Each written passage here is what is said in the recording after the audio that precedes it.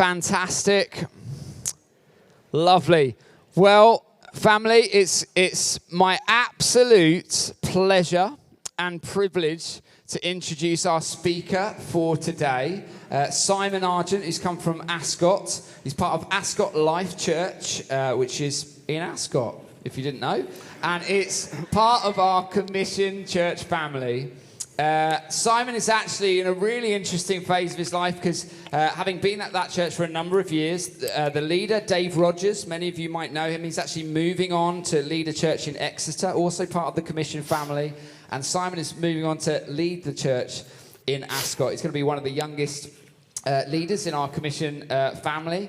But that's not why I wanted to invite him here today. I personally wanted to invite Simon here today because for a few reasons. Number one, I've got to know him over the last couple of years. We studied together, and I've just seen God's gift of teaching in him, which is a really powerful gift that's going to benefit all of us today. But also I've seen God's gift of, I think, Simon, God's given you wisdom beyond your years. And I think that's going to bless us today. The third reason, though, I want to invite Simon today is because I've got to know him. I can tell you he is a really humble man.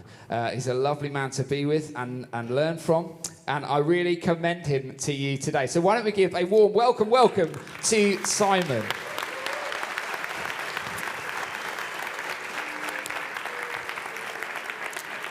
Chris, thank you so much. Welcome, church. It's good to see you all. Good morning. I'm really grateful to be spending the day with you today. I'm here not alone for this meeting. I'm with my wife, Eliz, who was down here with our son, Judah, who's one. But they've gone to another room because, let's face it, if he was in here, about 3 of you would listen to what I have to say. And the rest of you would watch him kill himself, throwing himself off the stage and things like that. But it's so good to be with you. For a number of reasons, one of which is that I have the privilege of speaking in this series, Transformed Through Jesus, and the topic we're going to be considering today is the hugely important one of self-worth and how Jesus wants to transform how we see ourselves and how that will change our whole lives. Before we get into that, I'd actually love to introduce another welcome story. You will know if you've been coming along to this series for the past few weeks that every week you watch a video of a story of the life of someone in this church and how Jesus has transformed their lives. And so in a moment, we're going to hear from Dub, many of you will know him, and how Jesus has transformed his life in the area of self-worth. So why don't we watch that video together now, and then we'll look at the Bible. In that moment, as a drunk 24-year-old in my parents' kitchen, I just found myself sobbing as I was reflecting on the words of that postcard. And I remember thinking, you're just drunk, get to bed, you'll be normal again in the morning. So I went to bed, and I woke up the next morning, and I just knew my whole life had changed.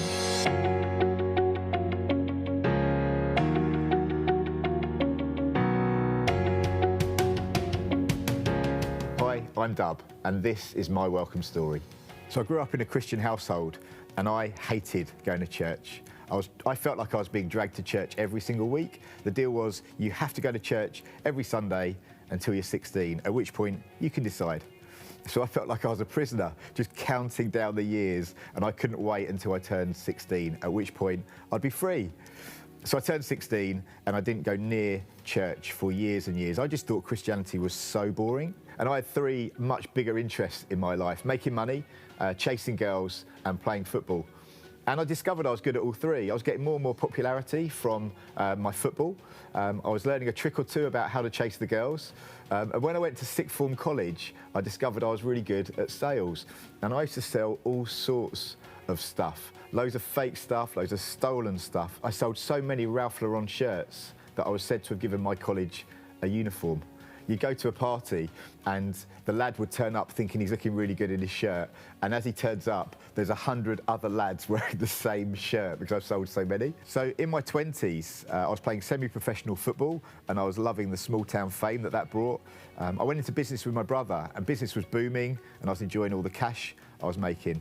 I'd been dating a lovely girl that I met at college, but we split up, so I was just living it up in the nightclubs. The problem was I just had an insatiable appetite for more. Whatever I had, it just wasn't enough. So the big highs, the big nights out were always followed by the hangover the next morning. My football highs were always followed by football lows. All of the success I was chasing, it just felt like it was always just out of reach. When I was 24, I came home one night back to my parents' house after yet another big night out. It was maybe 3 or 4 a.m. on the Sunday morning. And I went into the kitchen to get a glass of water from the sink. And on the windowsill, just behind the sink, there was a postcard. It may have been there for years, I don't know. I don't think I'd ever noticed it, but I noticed it that night. And it had a picture of a cross on it.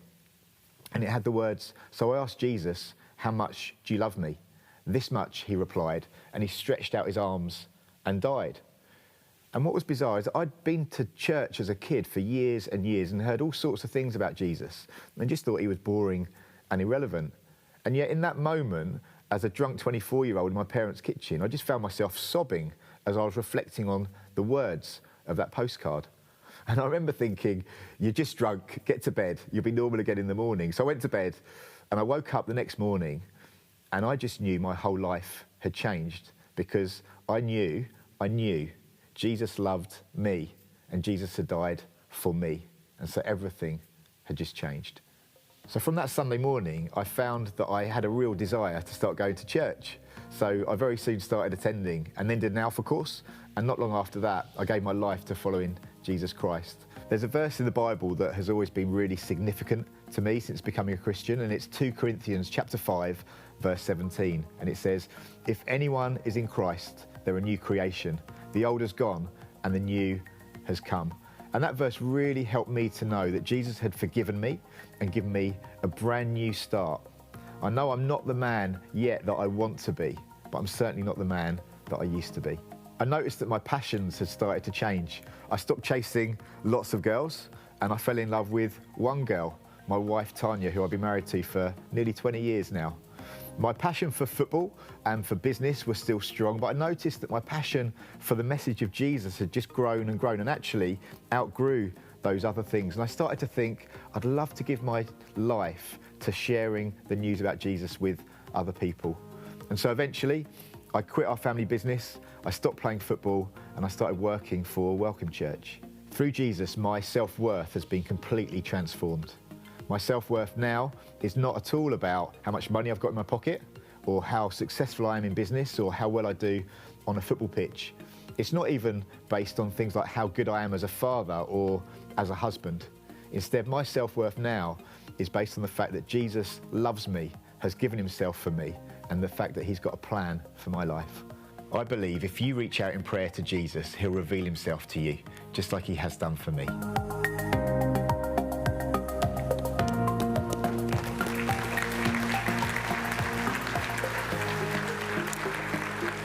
Brilliant. Thank you, Dove, for sharing that story. Some of you are feeling a bit self-conscious because you're wearing Ralph Lauren today.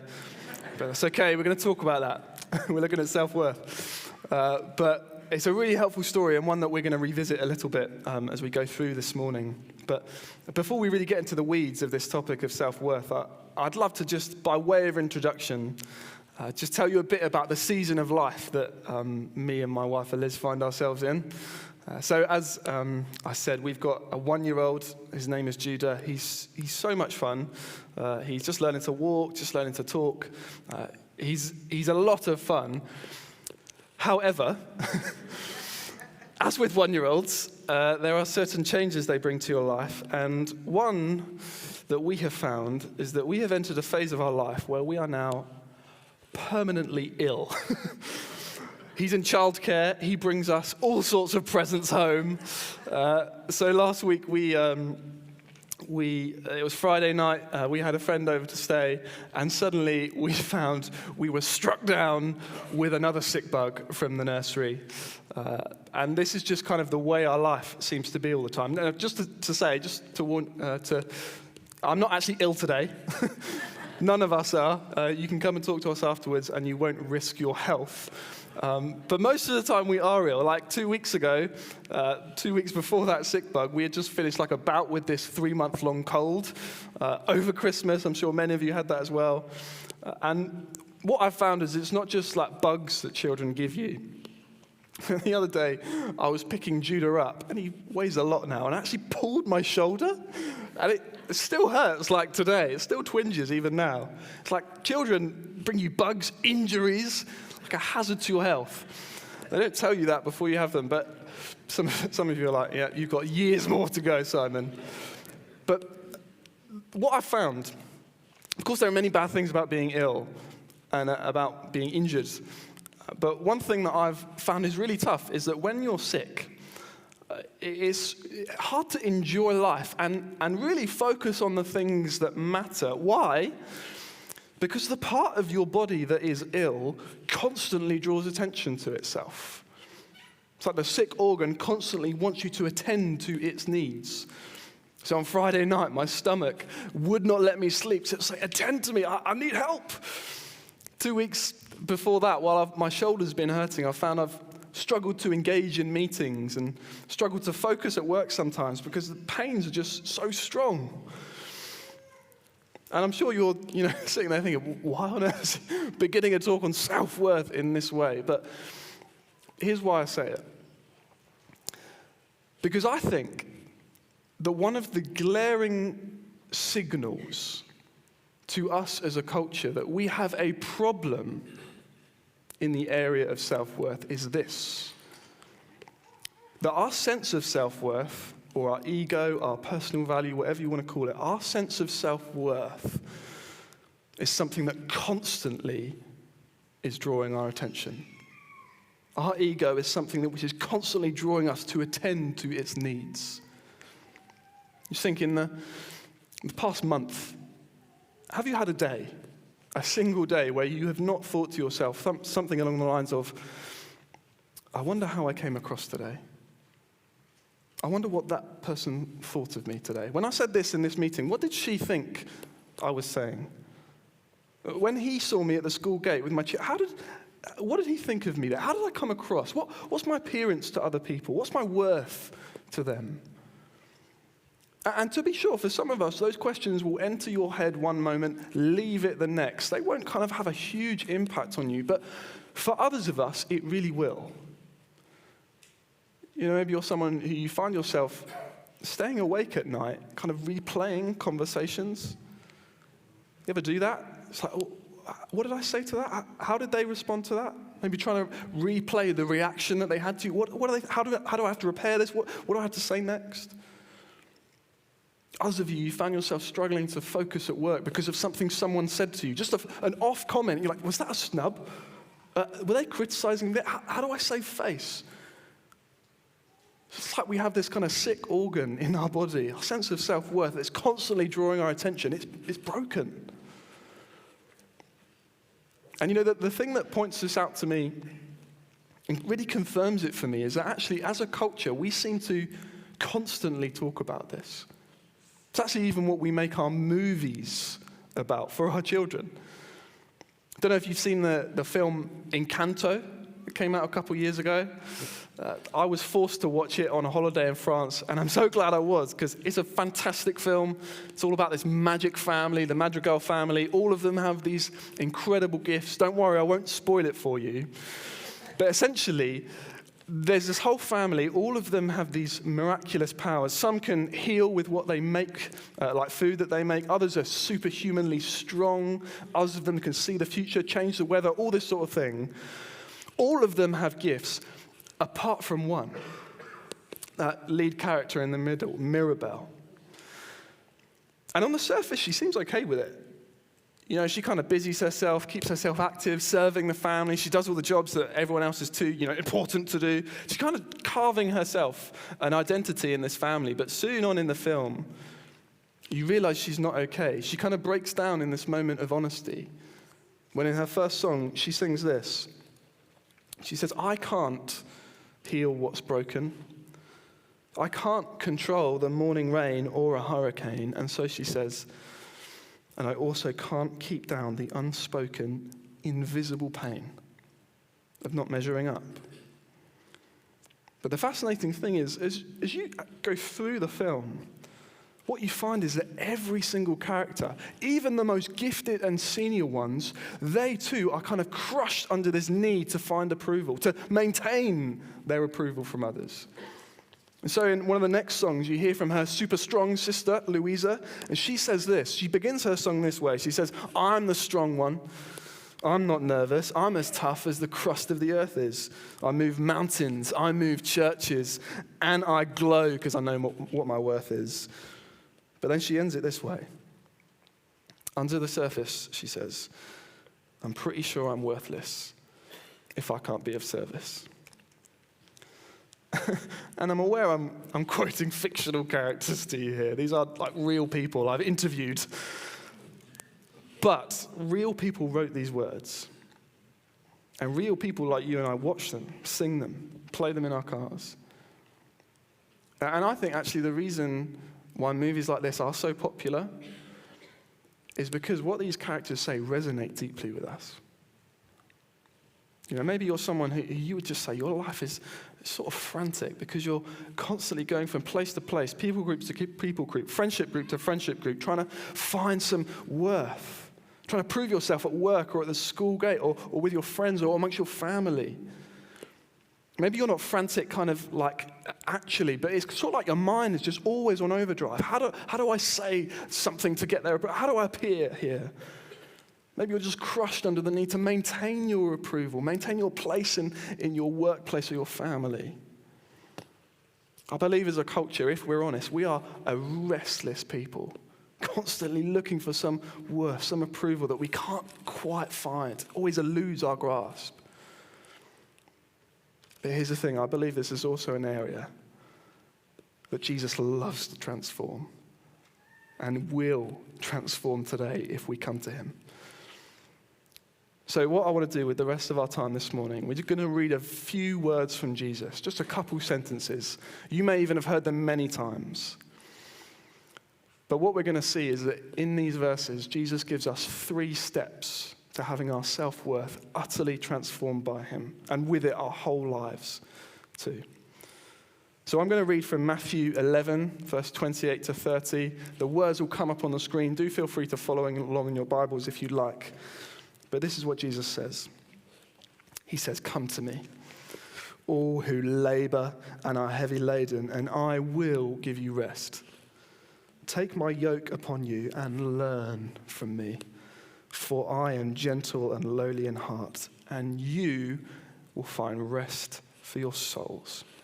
For my yoke is easy and my burden is light.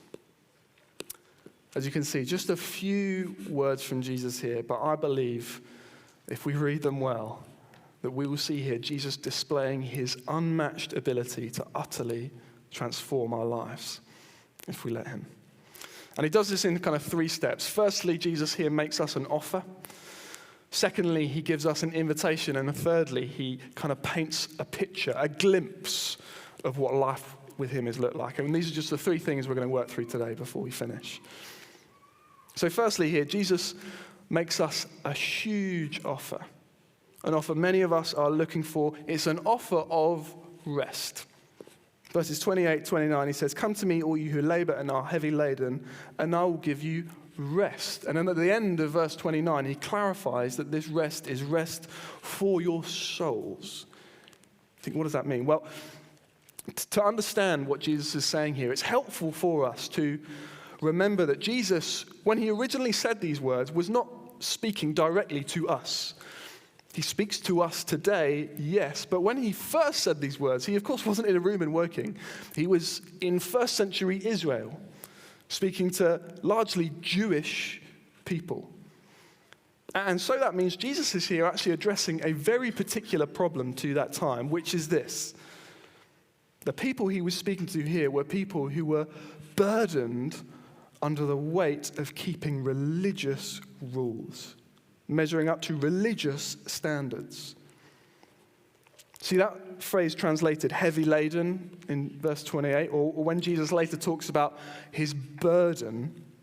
Actually, the only other time that Matthew, in his biography of Jesus' life, uses these words is when he reports Jesus' teaching about the religious leaders of his day. And this is how Jesus describes the religious leaders of his day. In chapter 23, verse 4, he says this. They, he says, tie up heavy burdens, hard to bear, and lay them on people's shoulders, and are not willing to move them with their finger. What Jesus is describing here is simply the fact that the religious leaders of the time would take things written in the Bible and actually make a whole host of laws that people needed to follow.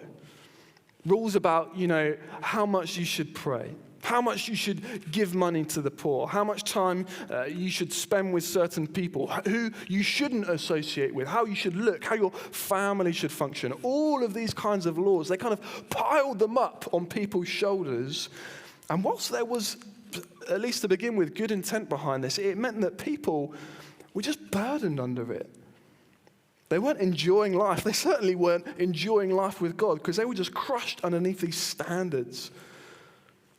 So when Jesus speaks to people here, weary and burdened, laboring, heavy laden, it's people burdened under the weight of religious rules. But of course you may say, well, that's not my story.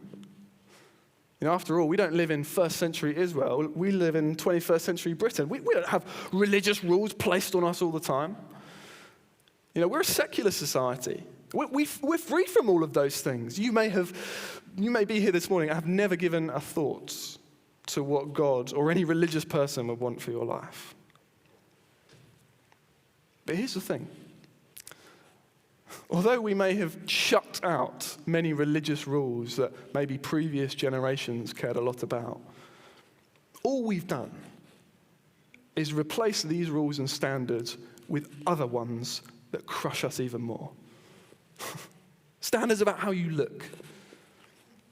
Standards about who you associate with. Standards about how much money you earn, what life stage you're at, and at which age you reach it.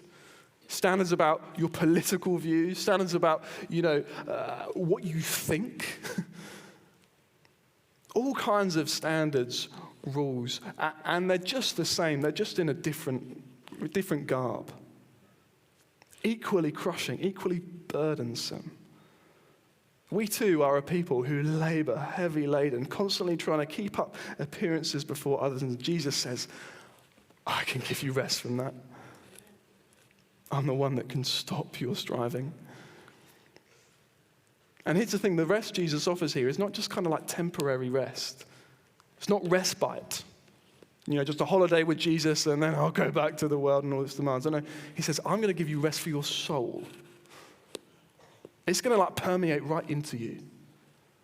It's going to change your heart from an anxious one to one at peace so that you can live in this world with all of its standards and all of its criticism and it won't touch you. So how can I have that? Well, that's why we need to move on to the next step Jesus gives us, which is an invitation.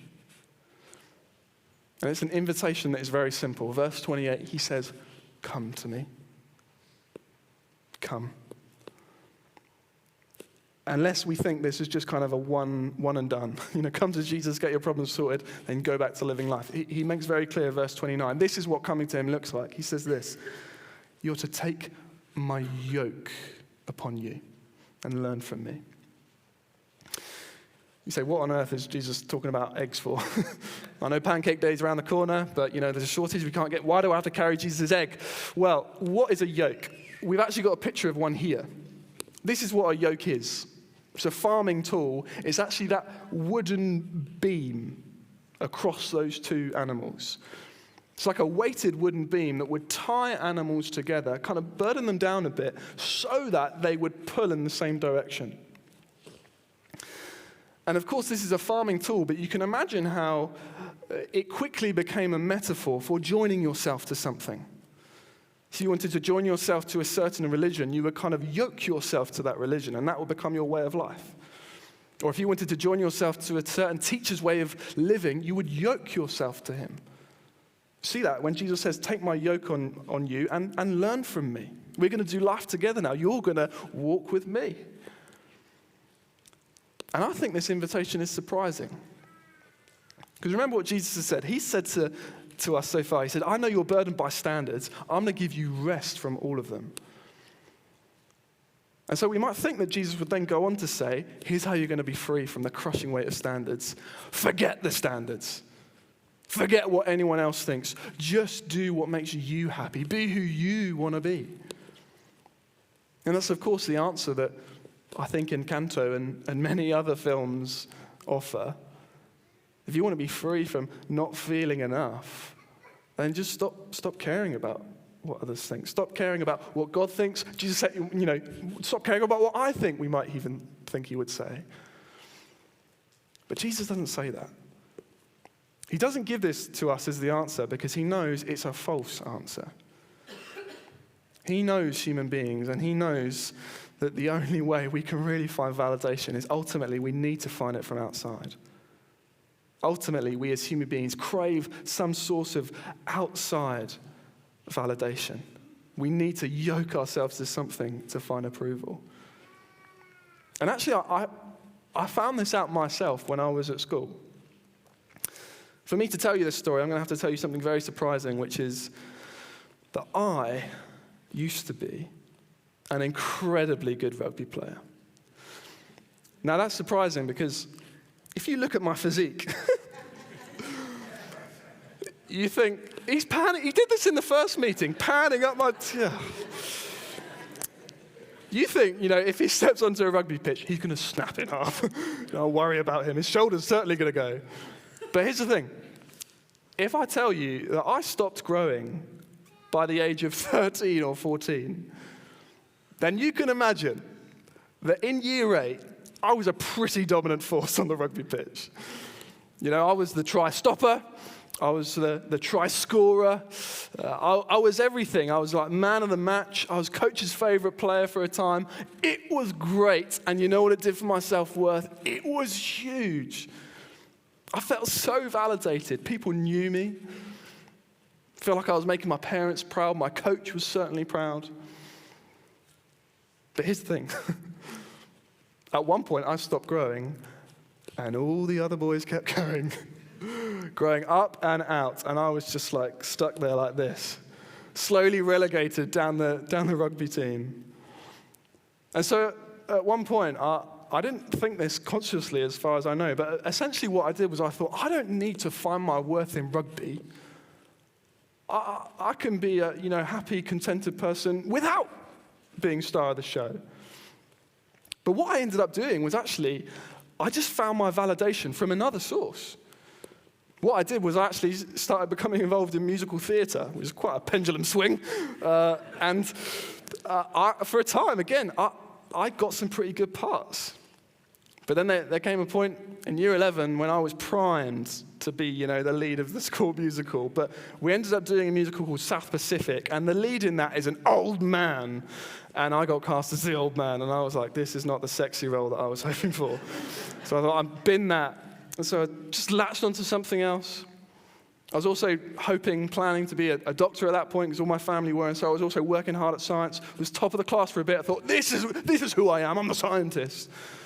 But again, got to college, people better than me, and it's just latching onto different things, trying to find some approval. This is my thing. This is what I'm good at. This is my gift. But it never worked. And of course, these are very trivial examples I'm giving you. This is like the anxious heart of a 16-year-old here. But the human nature never changes. We saw that in Dub's story. Whether it's rugby, drama, or whether it's football and girls and success in the career, we will find something to prove ourselves in. Maybe for you, it's not that, it's family, or it's how you appear before your friends. I don't know what it might be, but there will be something that we latch onto to prove ourselves. But here's the thing, they always demand so much. We will never be enough. We will never, as Dub said, feel satisfied, because we can never quite get there. And here's the thing, Jesus says, I am the only one that if you yoke yourself to me, if you do life with me, you will never be crushed under that burden. I will give you rest. Again, you say, how? How could Jesus give me that rest? How could becoming religious make me feel like? Won't I just be burdened by standards again?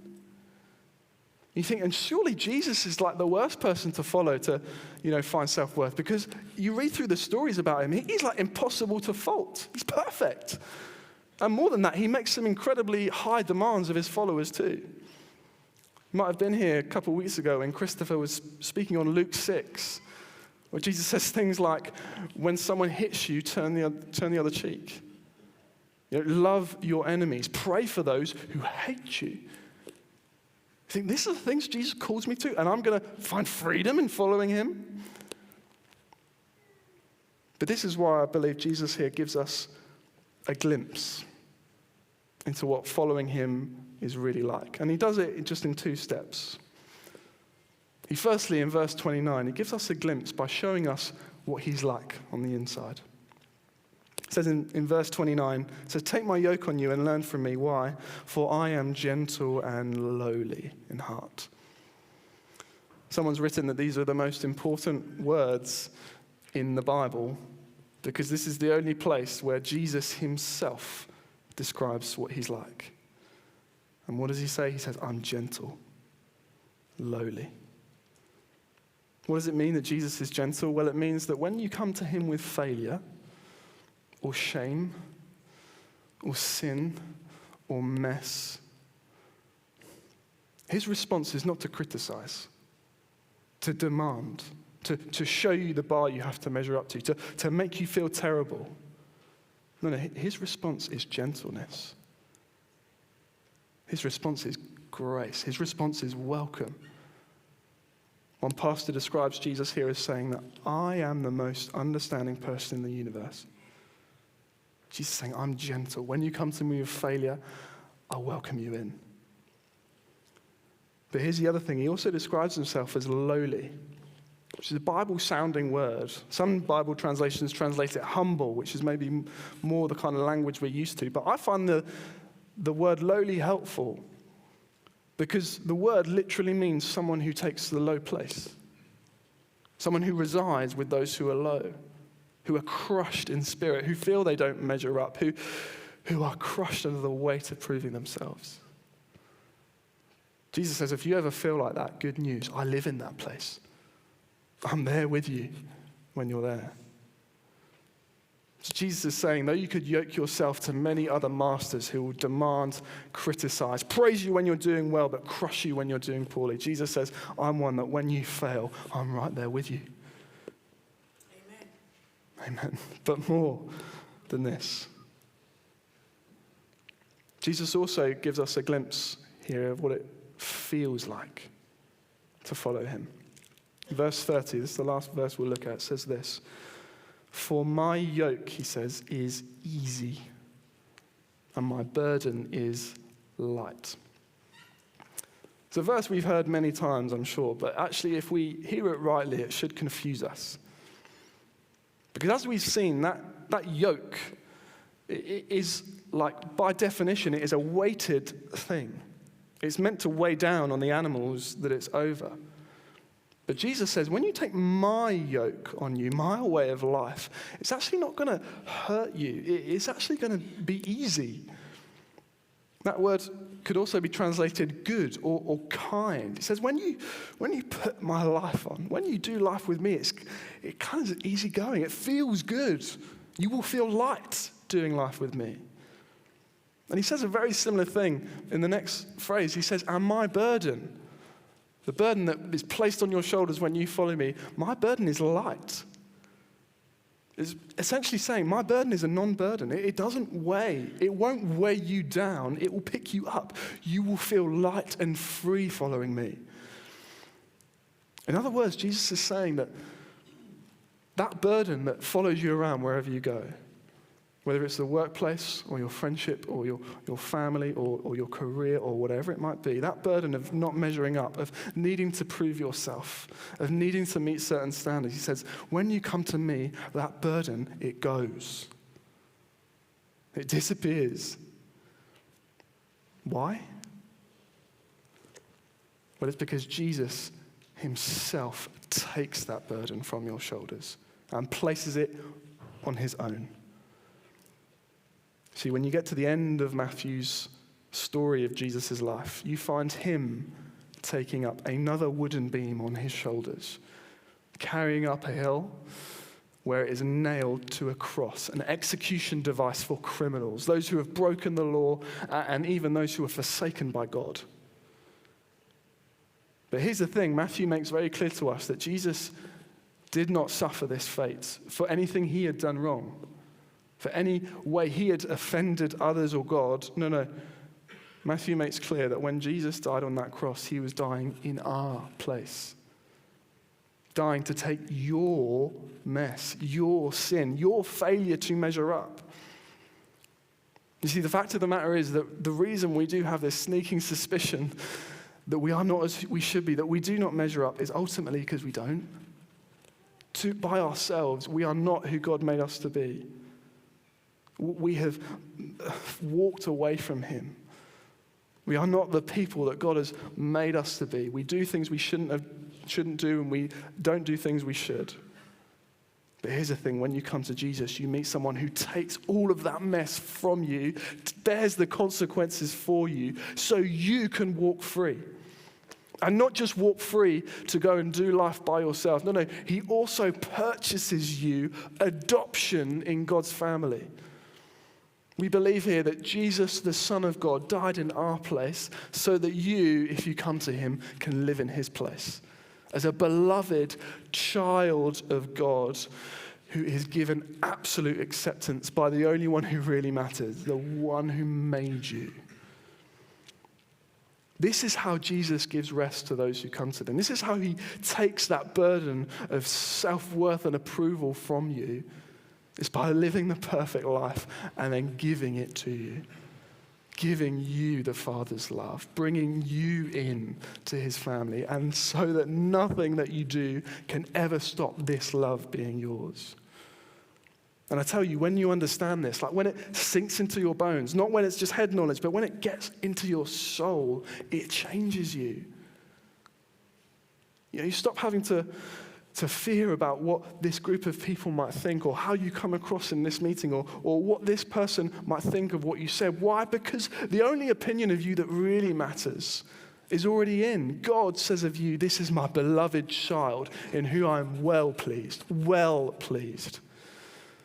It means that you don't have to worry about going to contexts where you might be considered a fool, or you might not measure up, where you might not perform as people want you to. Why? Because you're free to fail. Because God says, you are mine and I love you. You're not working for approval. You have it. I tell you, this changed my life. It's what stopped me from continuing on that kind of hamster wheel of addiction approval. Jesus pulled me off of it by showing me how much he loved me, that he would die for me, that the Father loved me so much, he would give his Son to die in my place. This is what transformed Dub's life, as we saw, and I believe it's what can transform yours as well. And so as we come to the end of this message, maybe as the band come up, I just want to offer you an opportunity to respond. It might be that you're someone here this morning who you've been looking into who Jesus is, maybe coming along to this series, and actually you're at the point where you're interested, but you're not quite ready to kind of come to Jesus this morning. That's okay. But what I would encourage you to do is maybe pray that prayer that Dub spoke about at the end of his video. Just pray a simple prayer, maybe while the band plays, or maybe when you're home alone in your kitchen like Dub was later tonight. Just pray, Jesus, if you're real, reveal yourself to me. And see what he does. But maybe you're here this morning and actually you know you need to come to him. Maybe you're living under the weight of others' standards, or you're living under the weight of your own standards and you never meet up to them. You're crushed by it. It's draining you. It's stopping you enjoy life. Or maybe you're someone who you do know Jesus. You have come to him, but actually you've been drawn back into that way of life, and you just need to come to him again. Well, Jesus makes the same offer to all of us. He says, come to me, all who labor and are heavy laden, and I will give you rest. And so what I'm going to do as we finish is I'm just going to pray a prayer. And this is a prayer that you might want to echo in your own heart. Maybe if you want to come to Jesus for the first time today, or if you just need to come to him for the 100th time today. I'm going to offer you an opportunity to pray this prayer in your heart as I do. And then we're going to respond in worship. And it might be that as we respond in worship, you just want to grab someone next to you, tell them that you've prayed that, and just say, could you pray with me? Or maybe if you've prayed this prayer for the first time, you want to grab one of the pastoral team at the end and say, hey, I've welcomed Jesus into my life. Can you help me with the next steps? They would absolutely love to do that with you. But I'm just going to invite us to stand now. And I'm going to pray. And maybe if you just want to particularly respond, you just want to hold out your hands to him to come and receive that rest. And just pray this in your heart. Jesus, I come to you this morning. I realize that I need you. I've walked away from God. I've walked away from your plan for my life. And I'm desperate for you. I thank you that you died to forgive me for my sin. And I thank you that you rose again to give me new life with God. And I pray right now, would you